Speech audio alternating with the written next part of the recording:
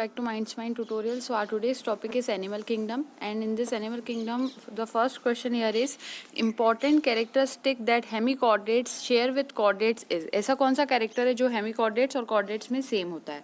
Ventral tubular nerve cord, pharynx with gill slits, pharynx without gill slits, absence of notochord. तो सही answer यहाँ पर B option हो जाएगा, फेरिंग्स विद गिल स्लिट्स, क्योंकि एक इंपॉर्टेंट कैरेक्टर होता है जो दोनों में ही पाया जाता है. गिल स्लिट्स जो होते हैं वो डॉर्सल रहते हैं पोजीशन के अंदर हेमिकॉर्डेट्स में, वहीं अगर कॉर्डेट्स में बात की जाए तो ये लेटरल तरीके से पाए जाते हैं. और जो ट्रू जो नोटोकॉर्ड होती है यहाँ पर प्रेजेंट नहीं होती जो हेमिकॉर्डेट्स होते हैं उनके अंदर, और जिनका नर्वस सिस्टम होता है वो पूरा डिस्टिंक्टली जो वर्टिब्रेट टाइप रहता है उस तरह का होता है, जिसमें इंट्रा जो कहना चाहिए इंट्रा एपिडर्मल पोजीशन होती है वो पाई जाती है, और वेंट्रल नर्व कॉर्ड भी इनमें पाई जाती है. तो ये यहाँ पर बेसिक जो सिमिलरिटी थी वो यही थी कि फेरिंग्स विद गिल स्लिट्स दोनों में पाई जाती है, बाकी इनमें थोड़ा बहुत डिफरेंस होता है.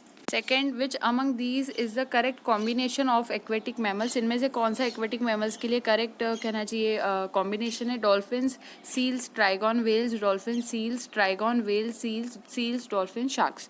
तो सही आंसर बी ऑप्शन हो जाएगा, वेल्स, डॉल्फिन्स और सील्स, क्योंकि ये तीनों ही एक्वेटिक मैमल्स हैं. ट्राइगॉन्स और शार्क जो होते हैं वो कार्टिलेजिनस फिशेस होती है, तो वो उनके ग्रुप में नहीं आ सकती यहाँ पर. तो कॉम्बिनेशन बी ऑप्शन सही हो जाएगा. नेक्स्ट क्वेश्चन है हमारे पास थर्ड क्वेश्चन. उसमें विच of the following represents order of horse. इनमें से ऑर्डर हॉर्स के लिए कौन सा होना चाहिए? पेरिसोडेक्टाइला, कैबेलस, फेरस या फिर इक्विडी. तो सही आंसर है पेरिसोडेक्टाइला. पेरिसोडेक्टाइला ऑर्डर ऑफ हॉर्स को रिप्रेजेंट करता है. इक्विडी यहाँ पर जो वर्ड है वो इक्विडी उसकी फैमिली होती है. कैबेलस जो होता है वो उसकी सब स्पीशीज होती है. और जो ई फेरस यहाँ पर जैसे ये फेरस वर्ड है तो ई फेरस की फॉर्म में उसको लिखा जाता है, तो फेरस इसका मतलब स्पीशीज होती है हॉर्स की. तो इस तरह से यहाँ पर पूरा वो कहना चाहिए उसका क्लासिफिकेशन आ जाता है. नेक्स्ट हमारे पास फोर्थ क्वेश्चन में स्टेटमेंट है यहाँ पर कि in case of poriferans the spongocoel is lined with flagellated cells called. जो कहना चाहिए पॉरीफेरेंस होते हैं उनमें स्पॉन्जोसील की लाइनिंग बनी होती है फ्लैजिलेटेड सेल्स की, उसको क्या कहेंगे? तो ऑस्क्यूला, मीसेनकाइमल सेल्स, कॉनोसाइट्स या फिर ऑस्टिया. तो सही आंसर यहाँ पर बी ऑप्शन हो जाएगा, कॉनोसाइट्स. स्पॉन्जोसील एक तरह की सेंट्रल बॉडी कैविटी होती है जो कि स्पॉन्जेस में पाई जाती है. तो एक तरह की बॉडी कैविटी जैसे हम लोगों में सीलोम होती है वैसे ही वहाँ पर कहीं ना कहीं स्पॉन्जोसील होती है, और ये हाईली स्पेशलाइज्ड फ्लैजिलेटेड सेल से लाइंड रहती है, और वो जो सेल्स होते हैं उनको कॉनोसाइट्स कहा जाता है. नेक्स्ट क्वेश्चन, फिफ्थ क्वेश्चन में स्टेटमेंट है कि हमें करेक्ट स्टेटमेंट यहाँ पर चूज करना है. All mammals are viviparous, all cyclostomes do not possess jaws and paired fins, all reptiles have a 3 chambered heart, all pisces have gills covered by an operculum. तो यहाँ पर बी ऑप्शन जो है वो सबसे सही है, क्योंकि जो साइक्लोस्टोम्स होते हैं उनमें जॉज नहीं प्रेजेंट रहते, ना ही उनमें पेयर्ड फिन्स होते हैं.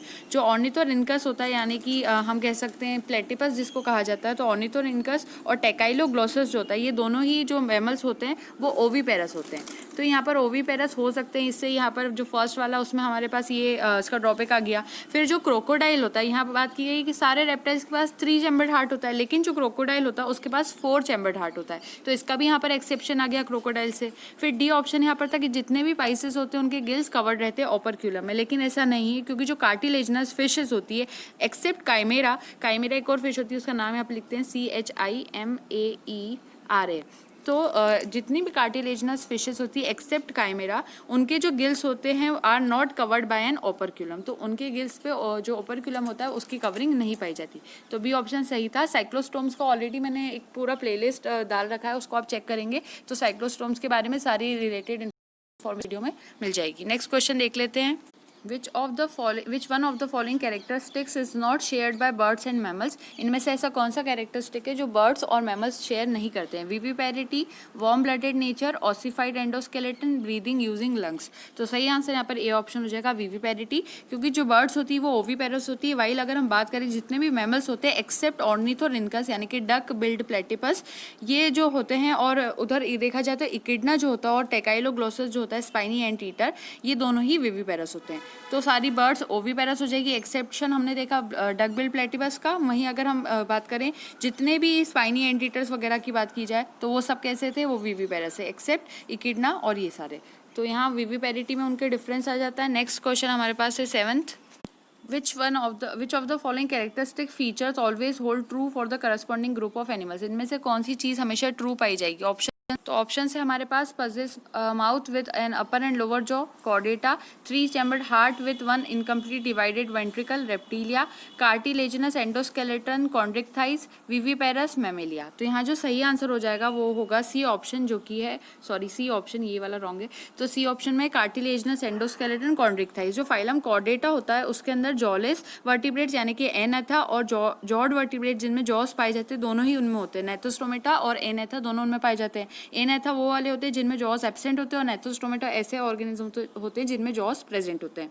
तो नेक्स्ट है हमारे पास जो क्रोकोडाइल होता है वो क्लास रेप्टिलिया में आता है। उसके पास 4 चैम्बर्ड हार्ट होता है जिसमें 2 ऑरिकल्स और 2 वेंट्रिकल्स पाए जाते हैं। डक बिल्ड प्लेटिपस की बात की जाए और स्पाइनी एंटीटर की बात की जाए तो ये ओवीपेरस मैमल्स होते हैं। इसी वजह से जो सही आंसर यहाँ पर होगा वो सी ऑप्शन हो जाएगा, कार्टिलेजिनस एंडोस्केलेटन एंड कॉन्ड्रिक्टाइज, क्योंकि ये स्टेटमेंट यहाँ पर ट्रू था।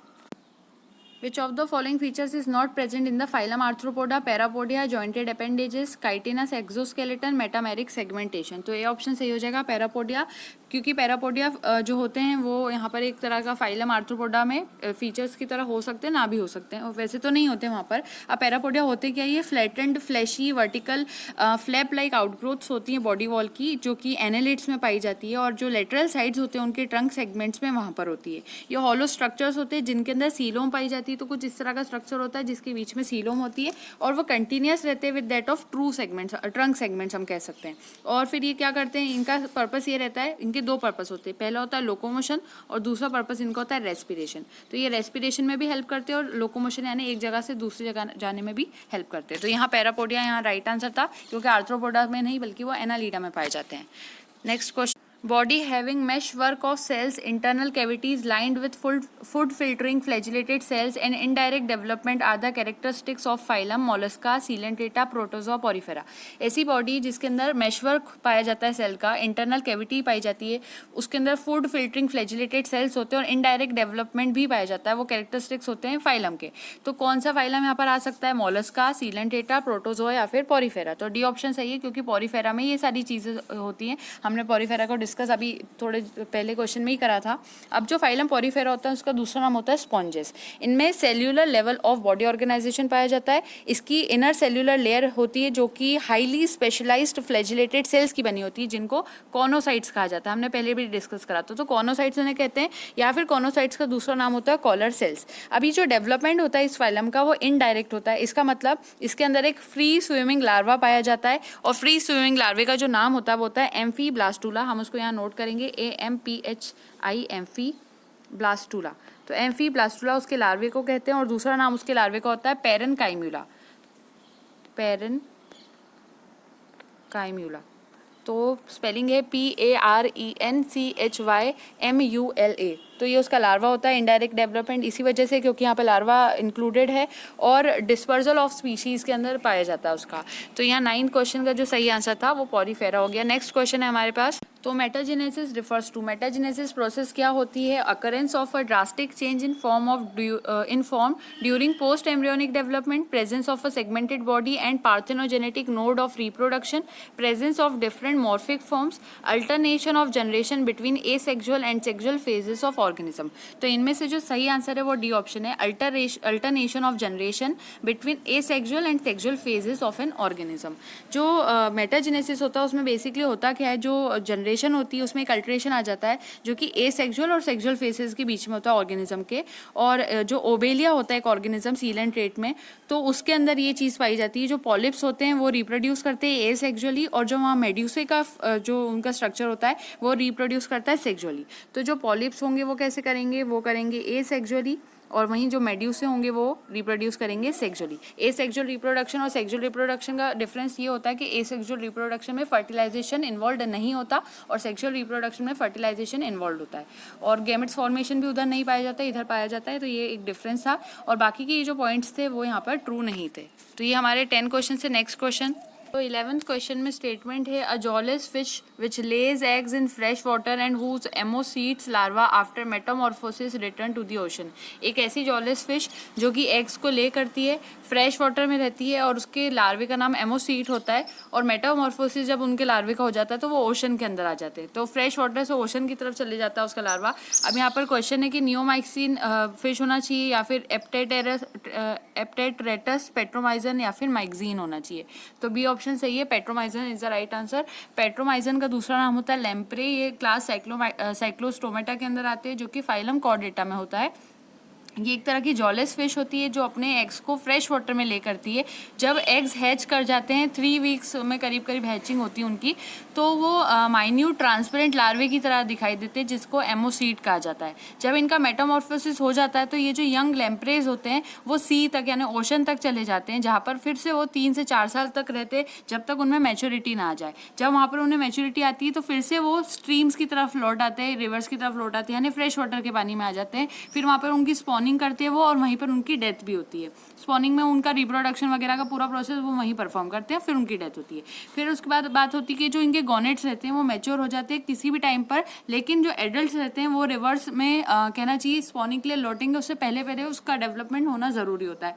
तो ये मैच्योरिंग होती है गॉनेट्स की इस तरह से। तो आंसर यहाँ पर पेट्रोमाइजन था। साइक्लोस्टोमेटा का वीडियो ऑलरेडी अपलोडेड है तो उसको प्लीज देख लेना, क्लियर हो जाएगा ये सब कुछ। Which of the following endoparasites of humans does show viviparity, ऐसा कौन सा एंडोपैरासाइट है ह्यूमन का जो उनके अंदर रहता है और विविपेरिटी यानी कि यंग वंस को ले डायरेक्ट करने की प्रोसेस करता है, यानी वो एग्स को ले नहीं करता है। तो ट्राइकिनेला, स्पाइरेलिस, एस्केरिस, लुम्ब्रिकॉइडिस, एनकाइलोस्टोमा, ड्यूडेनेल या फिर एंट्रोबियस वर्मिक्युलरिस। तो ए ऑप्शन सही होगा, ट्राइकिनेला, स्पाइरेलिस।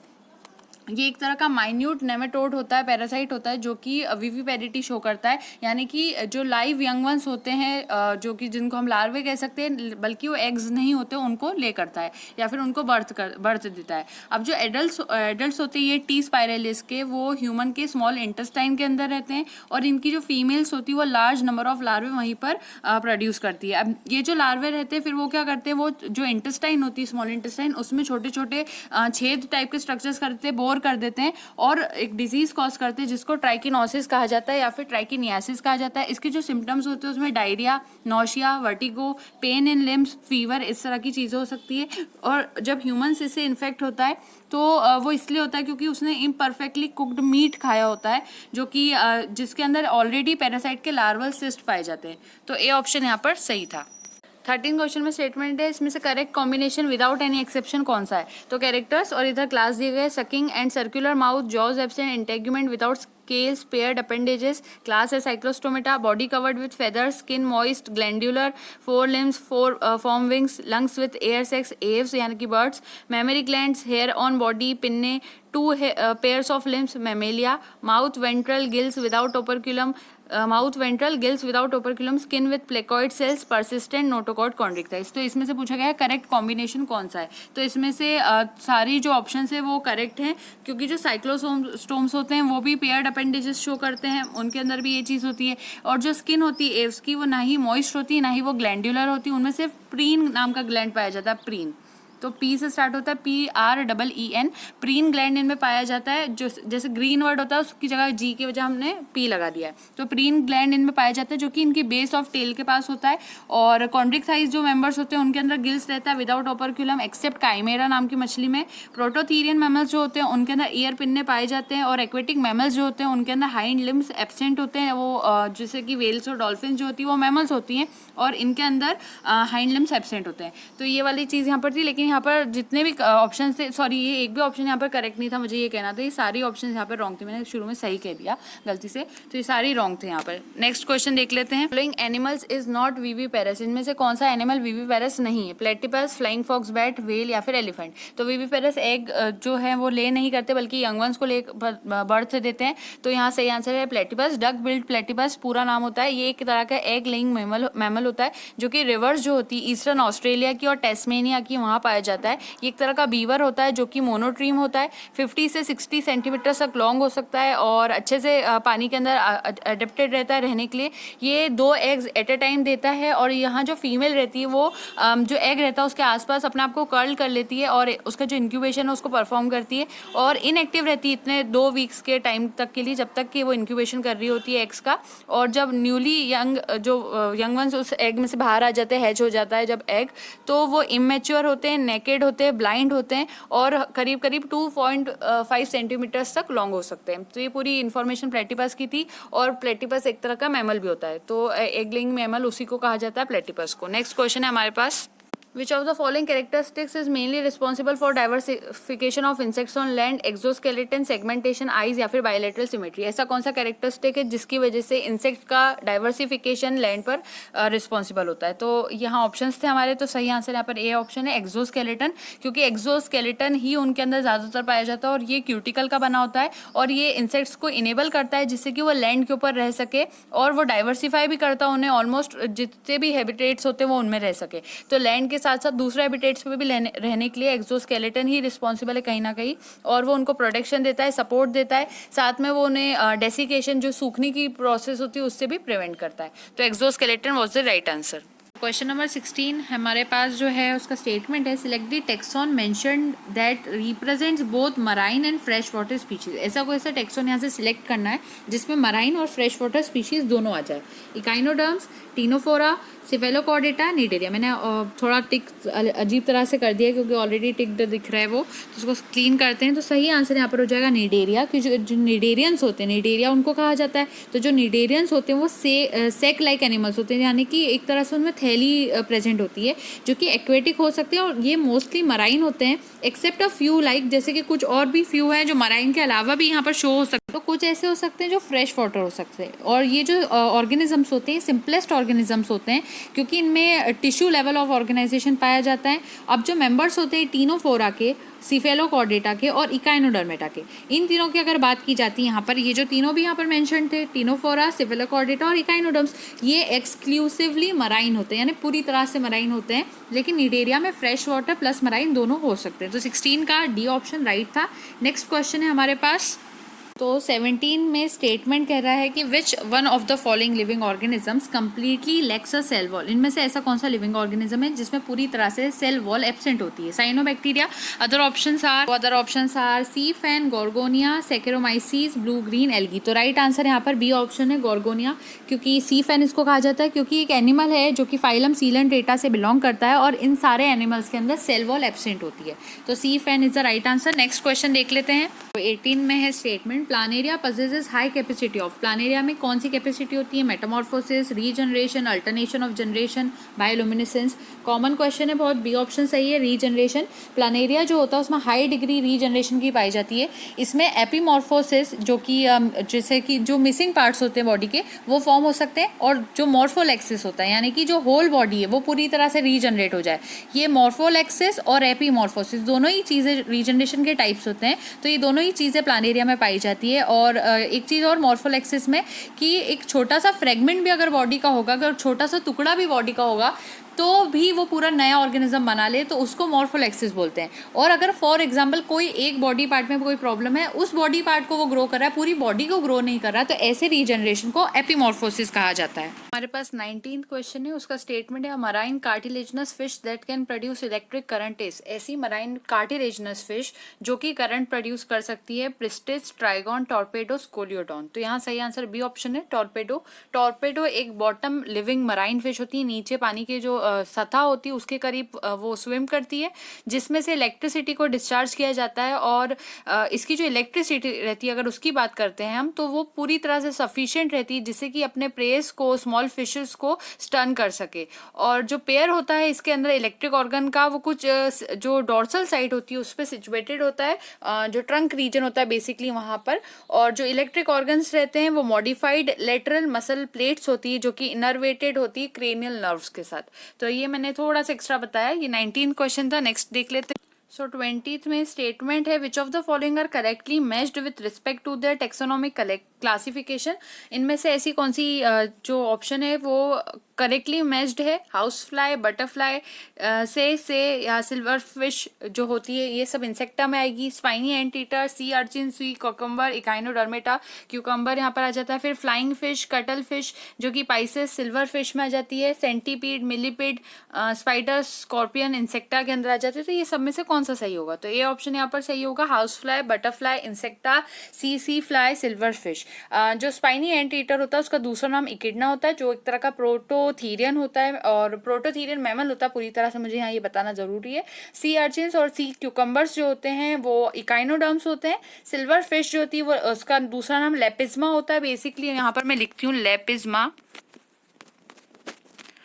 तो मैंने यहाँ थोड़ा सा लिखा है LEPISMA, तो लेपिज्मा है यहाँ पर सिल्वर फिश का नाम, जो कि एक इंसेक्ट होता है। So please note this point, silver fish एक इंसेक्ट होता है। बहुत सारे बच्चे उसको फिश पढ़ के समझ लेते हैं इट्स अ फिश, लेकिन ऐसा नहीं है, वो एक इंसेक्ट होता है। और कटल फिश जो है वो सीपिया होती है जो एक मॉलस्क होती है। फ्लाइंग फिश एक्सोसीटस होती है जो एक तरह की बोनी फिश हो सकती है। सेंटीपीड जो होती है वो क्लास चीलोपोडा में आती है। उसमें मिलीपीड जो होती है वो अगर उसकी बात की जाए तो वो क्लास डिप्लोपोडा में आती है। और जो स्कॉर्पियन स्पाइडर होते हैं वो एरेग्नीटा क्लास में आते हैं, फाइलम आर्थ्रोपोडा के। तो मैंने यहाँ पूरा जो क्वेश्चन था उसको एक्सप्लेन यहाँ पर करा है, लेकिन सही आंसर ए ऑप्शन था यहाँ पर। Which group of animals belong to the same phylum, इनमें से ऐसा ग्रुप कौन सा है जो कि सेम फाइलम से बिलोंग करता है? Prawn, scorpion, locusta, sponge, sea anemone, starfish, malarial parasite, amoeba, mosquito, earthworm, pinworm और टेपवॉर्म। तो ए ऑप्शन सही है यहाँ पर, प्रॉन, स्कॉर्पियन और लोकस्टा ये तीनों ही फाइलम आर्थ्रोपोडा के अंदर आते हैं। और ये जितने भी एनिमल होते हैं उनकी जो कैटेगरी अगर उसको देखा जाए तो स्पॉन्ज जो होता है, हम लोग सबका एग्जाम्पल लेते जाते हैं यहाँ, जो स्पॉन्ज होता है वो पॉरीफेरा का होता है। सी एनिमन जो होता है वो सीलेंट टेटा का होता है। स्टारफिश इकाइनोडर्मेटा में आती है। मलेरियल पैरासाइट जो होता है वो प्रोटोजोआ होता है। अमीबा बेसिकली आ जाती है यहाँ पर, वो भी प्रोटोजोआ में होती है। और मॉस्किटो जो होता है वो एक तरह का आर्थ्रोपोडा होता है क्योंकि क्लास इंसेक्टा में आता है। वो अर्थवॉर्म जो होता है वो एनालिडा में आता है। पिनवॉर्म यहाँ पर इसके एलिमेंट्स में आ जाता है। टेप फॉर्म यहाँ पर प्लेटी हेलमेंट्स में आता है। तो सही आंसर यहाँ पर ए ऑप्शन था। ये सारे जो है वो सभी जो फाइलम आर्थ्रोपोडा होता है उसको बिलोंग करते हैं। Match the match the name of the animal column first with one characteristic column 2 and the phylum class column 3 to which it belongs। तो यहाँ पर हमें मैच द कॉलम करना है। सिंपली वर्ड्स में अगर हम बात करते हैं तो जो यहाँ सही ऑप्शन होगा वो देखना। सबसे पहले यहाँ ल्यूम्यूलस दिया हुआ है, body covered with chitinous exoskeleton, उसके अंदर पाइसेस बताई गई है। फिर एडेम्शिया है, रेडियली सिमेट्रिकल पॉरीफेरा। फिर पेट्रोमाइजन, एक्टोपैरासाइट, साइक्लोस्टोमेटा बताया गया है। इक्टोफिस है, टेरेस्ट्रियल और रेप्टीलिया। तो यहाँ ये पूछा गया कि सही ऑप्शन यहाँ पर कौन सा होगा। इसके हिसाब से यहाँ पर सी ऑप्शन सबसे ज्यादा सही लग रहा है, जो कि है पेट्रोमाइजन, एक्टोपैरासाइट और साइक्लोस्टोमेटा। क्योंकि यहाँ पर इसी तरह से पूछा गया था कि हमें सबसे पहले एनिमल बताना है, तो एनिमल तो पेट्रोमाइजन हो गया। फिर उसका एक कैरेक्टर बताना है, तो पेट्रोमाइजन जो होता है वो एक तरह का एक्टोपैरासाइट होता है, ये राइट चीज है यहाँ पर। और फाइलम बताना है उसका, तो फाइलम भी जो पेट्रोमाइजन का होता है वो साइक्लोस्टोमेटा ही होता है। तो यहाँ पर सी ऑप्शन सबसे ज्यादा सही होगा, हम उसको टिक करेंगे यहाँ पर, ये पूरी चीज उसके लिए सही दी गई है। और एक और बात ये होती है, साइक्लोस्टोमेटा का वीडियो अपलोड है, उसको चेक कर लेंगे। और इसको वैम्पायर्स ऑफ द डीप कहा जाता है। जैसे हम लोग बात करते हैं वैम्पायर्स जो होते हैं ब्लड सकिंग ऑर्गेनिजम्स होते हैं, कई हद तक अगर वो सब फिक्शनल होता है, लेकिन हम यहाँ पर बात करते हैं तो इन्हें भी कई हद तक वैम्पायर्स ऑफ द डीप कहा जाता है। मैंने अपनी वीडियो भी अपलोड करा है, इसका पूरा प्लेलिस्ट है, तो check it out. Next question देख लेते हैं। One of the representatives of phylum Arthropoda is pufferfish, cuttlefish, flying fish, silverfish। इनमें से जो रिप्रेजेंटेटिव होना चाहिए फाइलम आर्थ्रोपोडा का वो कौन सा होगा? हमारे पास यहाँ पर 4 ऑप्शन थी। डी सिल्वरफिश यहाँ पर राइट आंसर है।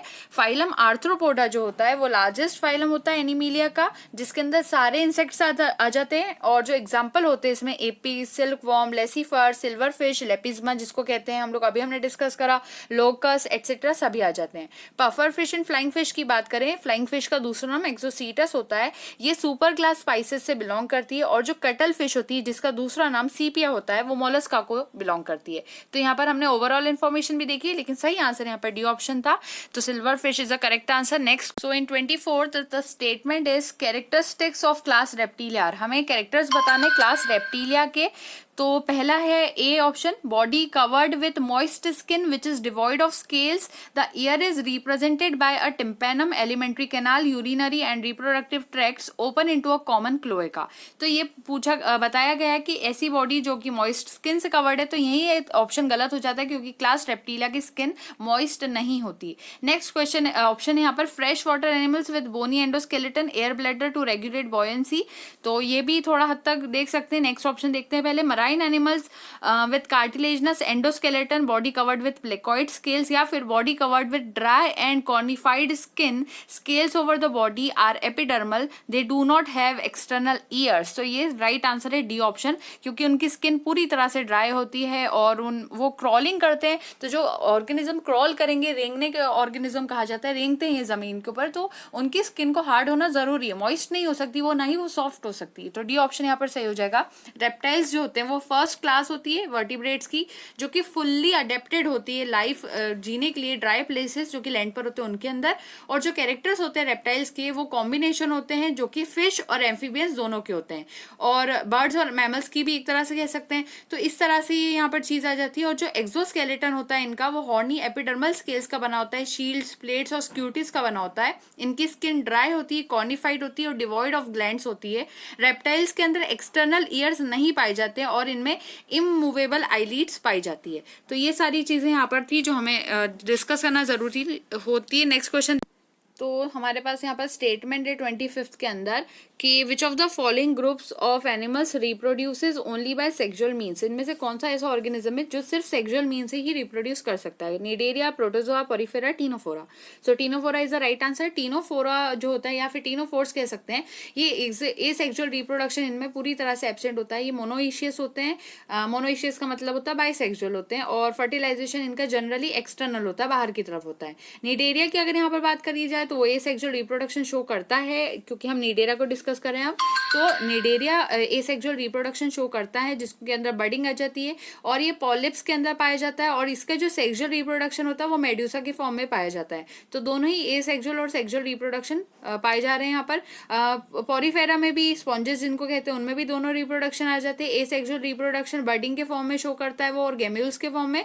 और प्रोटोजोआ जो होता है उसमें जो ए सेक्सुअल रिप्रोडक्शन होता है वो बाइनरी फ्यूजन के थ्रू होता है, बडिंग के थ्रू होता है। सेक्सुअल रिप्रोडक्शन इनमें सिनगेमी या फिर कॉन्जुगेशन के थ्रू होता है। तो ये सारी चीजें हमने यहाँ पर डिस्कस करी है। नेक्स्ट क्वेश्चन देखते हैं, Which of the following animal is correctly matched with its one characteristic and the taxon? इनमें से कौन सा ऐसा ऑर्गेनिज्म है जो पूरी तरह से यहाँ पर सही तरीके से मैच्ड है?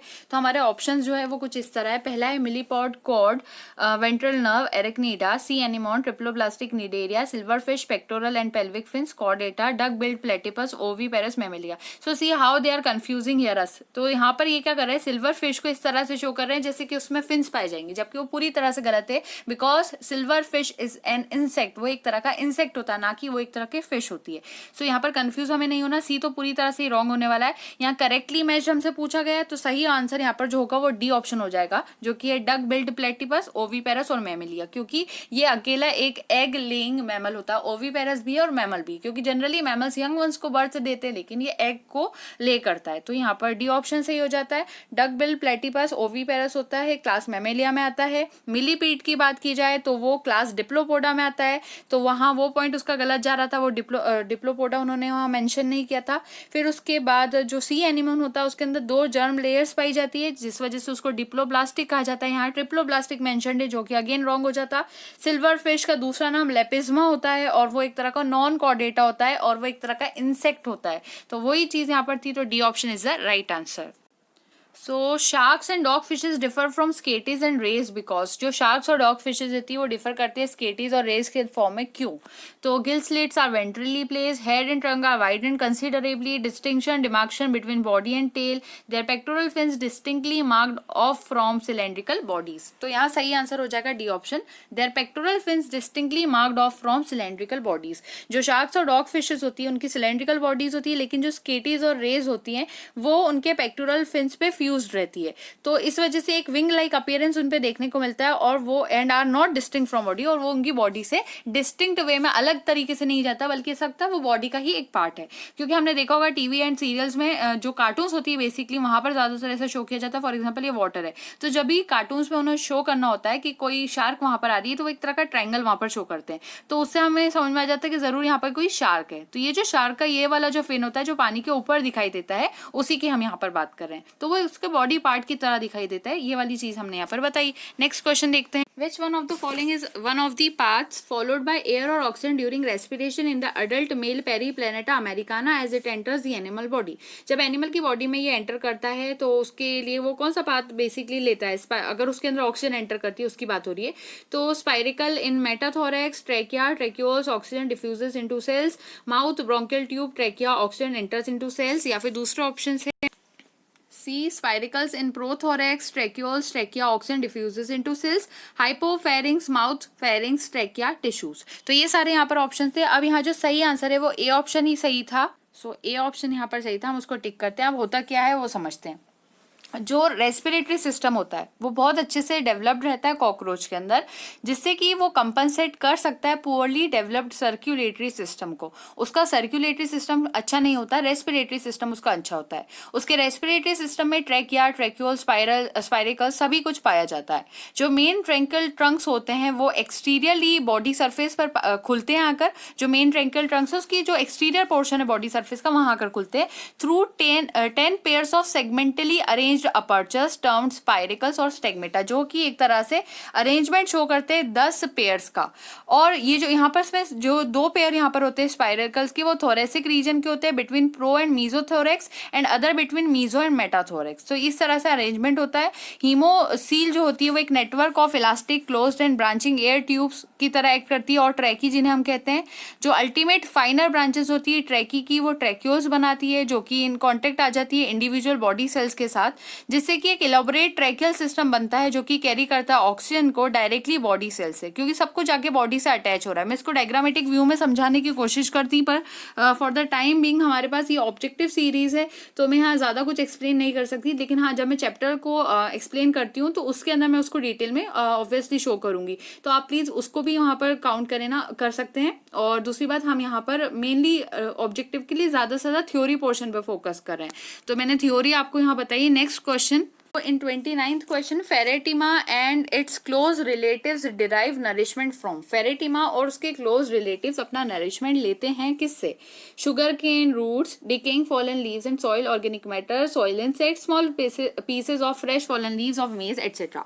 अब कुछ बच्चे तो यहाँ यही नहीं समझ पाते कि ferritima होता क्या है, तो यहाँ पर घबराने की बिल्कुल बात नहीं है। ferritima हम बचपन से 5th क्लास से पढ़ते हुए आ रहे हैं, ये अर्थवॉर्म का साइंटिफिक नेम होता है। सो अर्थवॉर्म जो होता है वो जो डिकेइंग ऑर्गेनिक मैटर होता है सॉइल के अंदर प्रेजेंट होता है उसको खाता है, इसीलिए हम उसको कई हद तक सॉइलिवोर्स भी कहते हैं। और जो बिट्स होते हैं प्लांट्स और एनिमल मैटर के, उसको भी ये खा लेता है, इसी वजह से ऑमनीवोरस कहलाता है। तो यहाँ जो सही आंसर था वो बी ऑप्शन था, decaying fallen leaves and soil organic matter. तो अर्थवॉर्म को उन्होंने थोड़ा सा इस तरह से ट्विस्ट करा जिससे कि हम फेरेटीमा में कंफ्यूज हो सकते थे। तो यहाँ पे 29 क्वेश्चन का आंसर बी था। In which one of the following the genus name, its 2 characters and its phylum are not correctly matched, whereas the remaining 3 are correct? इनमें से कौन सा वाला करेक्ट है और बाकी वाले सही है, ये पूछा गया है। तो यहाँ पाइला की बात की गई है, body segmented mollusc, mouth with radula. Asterias की बात की गई है, spiny skinned, echinodermata, water vascular system. Sycon की बात की गई है, pore bearing porifera, canal system, periplaneta, jointed appendages, arthropoda, chitinous, exoskeleton. तो सही आंसर यहाँ पर ए ऑप्शन हो जाता है, क्योंकि पाइला जो है होता है वो मोलस्का जो फाइलम होता है उससे बिलोंग करता है। बॉडी जो होती है मोलस्का की वो सॉफ्ट बॉडीड एनिमल्स होते हैं, अनसेगमेंटेड होते हैं, इनमें डिस्टिंक्ट हेड पाया जाता है, मस्कुलर फूट होती है, विस्ट्रल हम्प इनमें होता है, और रेडियोला जो होता है वो जो उसका माउथ होता है पाइला का वहां पर प्रेजेंट होता है। तो रेडियोला उसके माउथ में प्रेजेंट होता है। तो ये सारी चीजें यहाँ पर सही थी, इसी वजह से हम ए ऑप्शन को टिक करते हैं। नेक्स्ट क्वेश्चन देखते हैं। Which one of the following pairs of animals are similar to each other pertaining to the features stated against them? तो यहाँ पर ये पूछा गया है कि ऐसा कौन सा पेयर ऑफ एनिमल है यहाँ पर है जो कि सिमिलर है एक दूसरे को पर्टेन करने में, लेकिन जो फीचर उनके लिए स्टेटेड है वो अगेंस्ट है. तो टेरोपस और ornithorhynchus, viviparity, garden lizard and crocodile, three chambered heart, ascaris and ancylostoma, metameric segmentation, sea horse and flying fish, cold blooded poikilothermal. तो सही आंसर यहाँ पर डी ऑप्शन हो जाता है, sea horse and flying fish, cold blooded poikilothermal. जो sea horse होता है उसका साइंटिफिक नेम हिप्पोकैम्पस होता है, फ्लाइंग फिश का साइंटिफिक नेम एक्सोसीटस होता है. दोनों ही ऑर्गेनिजम्स क्लास ऑस्टिकथाइस से बिलोंग करते हैं जो कि सुपर क्लास स्पाइसिस के अंदर आती है. इन दोनों में ही दो चैम्बर का जो टू चैम्बर हार्ट होता है वो पाया जाता है, जिसमें से एक ऑरिकल होता है और एक वेंट्रिकल होता है, और दोनों ही कोल्ड ब्लडेड एनिमल्स होते हैं. तो इस बारे में यहाँ पर ये वाली जो इन्फॉर्मेशन थी डी ऑप्शन में वो सब कुछ यहाँ पर सही थी. नेक्स्ट यहाँ पर देख लेते हैं हम. So 32 है, which one of the following categories of animals is correctly described with no single exception in it? इनमें से कोई सा भी exception जिनमें नहीं आ रहा है वो हमें बताना है. All reptiles possess scales, have a three chambered heart and are cold blooded poikilothermal. यहीं पे यहाँ डाउट आ रहा होगा, लेकिन हम दूसरे ऑप्शन भी देखते हैं. All bony fishes have four pair of gills and an operculum on each side. दूसरा यहाँ पर ऑप्शन देख. All sponges are marine and have collared cells. All mammals are viviparous and possess diaphragm for breathing. तो यहाँ जो सही answer होता है वो उधर वाला ऑप्शन होगा. तो यहाँ पर ए ऑप्शन सही होगा कि जिसमें कोई सिंगल एक्सेप्शन नहीं हो, हमें वो चूज करना था. तो जो सॉरी मैंने ए टिक कर दिया, यहाँ पर बी ऑप्शन सही होगा क्योंकि ए वाले में तो एक्सेप्शन आ जाता. अब एक्सेप्शन कैसे आता मैं बता देती हूँ आपको. जो हार्ट होता है जनरली थ्री चैम्बर्ड होता है सारे ही रेप्टाइल्स में, लेकिन जो क्रोकोडाइल होता है उसमें फोर चैम्बर्ड हार्ट होता है. और यहाँ जो बोनी की गई है कि उनमें फोर पेयर ऑफ गिल्स होते हैं और एक ओपरक्यूलम होता है दोनों ही साइड में, वो बात बिल्कुल सही थी, उसमें कोई एक्सेप्शन नहीं होता. और हमसे ये पूछा गया था हमें ऐसा ऑप्शन चूज करना है जिसमें कोई एक्सेप्शन नहीं आए. स्पॉन्जेस जो होते हैं वो जनरली मराइन होते हैं, उनमें कॉलर्ड सेल्स होते हैं, लेकिन फ्यू फ्रेश वाटर फॉर्म्स उनमें पाए जा सकते हैं जैसे स्पॉन्जिला. जो मैमल्स होते हैं सभी विविपेरस होते हैं, यंग वंस को बर्थ देते हैं, लेकिन उसमें भी एक एक्सेप्शन आता है जो कि ऑर्निथोरिनकस का होता है, प्लेटिपस जिसे हम कहते हैं, क्योंकि वो एक ओविपेरस एनिमल होता है और एग लेइंग एनिमल होता है. तो इसी वजह से यहाँ जिसमें कोई एक्सेप्शन नहीं था वो ये बी पॉइंट ही था. बाकी के जो अलग ऑप्शन थे in rest other option there were exceptions, but in option B there was no exception at all. तो हमने यहाँ पर ये देखा.